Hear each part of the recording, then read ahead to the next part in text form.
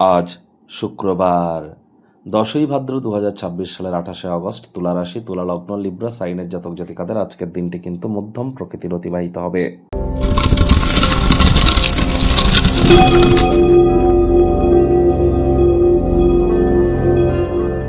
ভিডিওটির শুরুতেই স্ক্রিনে কিন্তু আপনারা দেখতে পাচ্ছেন দেবী মহালক্ষ্মীর গায়ত্রী মন্ত্র, ওম শ্রী মহালক্ষ্মী চ বিদ্মহে বিষ্ণুপত্নাই চ ধীমহি তন্ন লক্ষ্মী প্রচোদয়াৎ।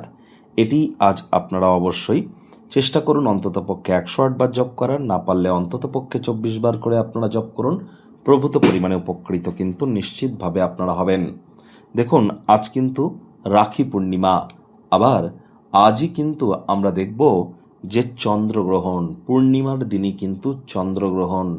যদিও এই চন্দ্রগ্রহণ ভারতবর্ষ থেকে পরিলক্ষিত হবে না, তৎসত্ত্বেও বলবো সকাল 6:53 থেকে দুপুর 12:32 পর্যন্ত চন্দ্রগ্রহণ চলবে এবং এটি কিন্তু সব থেকে শক্তিশালী থাকবে সকাল 9:43 পর থেকে আপনার প্রায় 11টা, 11:30 পর্যন্ত। তাহলে আপনারা চেষ্টা করুন যতটা সম্ভব সকাল 7টা থেকে বেলা 12:30টার মধ্যে কোনো প্রকার ভ্রজন যাতে গ্রহণ না করা যায়, গৃহের মধ্যেই আপনারা থাকুন।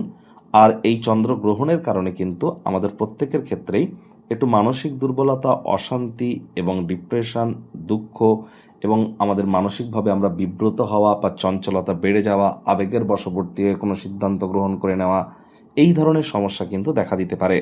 এগুলি থেকে আমাদেরকে বাঁচতে হবে।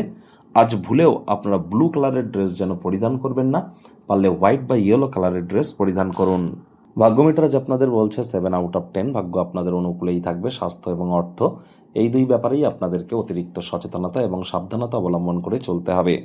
আবেগকে নিয়ন্ত্রণের মধ্যে রাখুন, হুটহাট করে রেগে যেতে পারেন। রাগ কিন্তু স্বল্প পাগলামির একটি রূপান্তর মাত্র।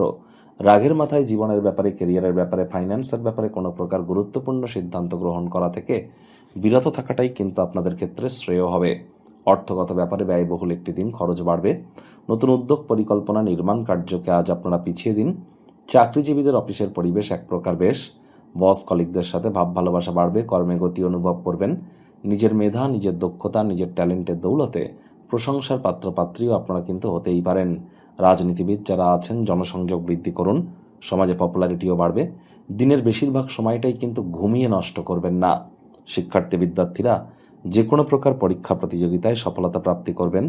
উচ্চশিক্ষার জন্য যারা বিদেশ যাত্রার কথা ভাবছিলেন, ভাগ্যদেবীও আজ আপনাদের পক্ষেই আছেন।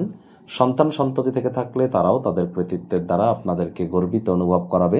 হাউস ওয়াইফদের জন্য দিনটি এক প্রকার বেশ।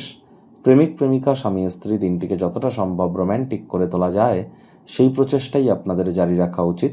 অবিবাহিতদের বিবাহের যোগ পরিলক্ষিত হচ্ছে। যারা প্রেমে পড়েননি তাদের জীবনে স্বপ্নের নারী বা পুরুষের আগমন আজ কিন্তু হতেই পারে। একটু প্রচেষ্টা আপনাদেরকেও করতে হবে। শত্রুপক্ষ, বিরোধী পক্ষ একটু হলেও শক্তিশালী থাকছে।